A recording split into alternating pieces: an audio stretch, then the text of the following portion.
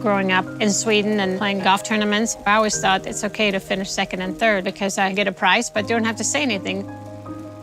You know, I would miss on purpose coming down the stretch. Here I am putting all the hours in on the driving range, and then I'm literally just throwing it out the window because I had the fear of being on the podium for a minute or so. My parents called the tournament director. They came up with a plan to have the runner-up and the third place finisher give a few words. You can imagine how I felt when I realized that I had to say something without winning. I remember my heart just pounding really, really hard, and then I delivered a speech. It was like a turning point for me because I knew that I wasn't gonna let this shyness get in the way of what I thought that I could achieve. When I found some success, that made me more driven. It was like a ladder, take one step at a time, and you know, at the very top was the US Open. Congratulations, Annika, 95 US Women's Open champion. Thank you, everybody.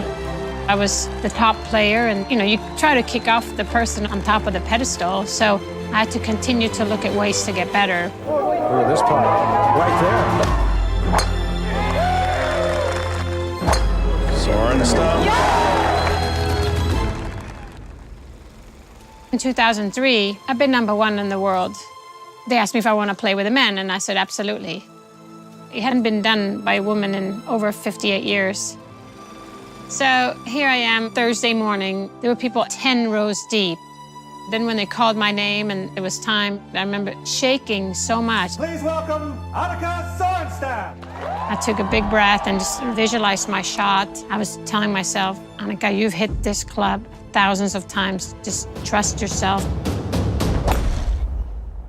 I probably hit one of the longest shots I've hit. It was like 270 yards. I had so much adrenaline. The first tee shot was done and dusted. Now we can go out and play. I didn't make the cut, but once I finished, I felt that people realized the true meaning why I played. It was a personal journey. I became a more confident person. That's when I became Annika. I climbed mountains all my life, different goals. But at that time, I really felt like I'd reached my Mount Everest. When I stepped away from competitive golf in 2008, I knew I was going to focus a lot on my foundation. The Annika Foundation is really all about inspiring the next generation, to creating opportunities for them to fulfill their dreams. We have a tagline, more than golf, because I don't want it just to be in a golf tournament. I want it to be an educational session for them. I wanted them to feel like you're not alone and we can help, and have these friends around you to share the stories.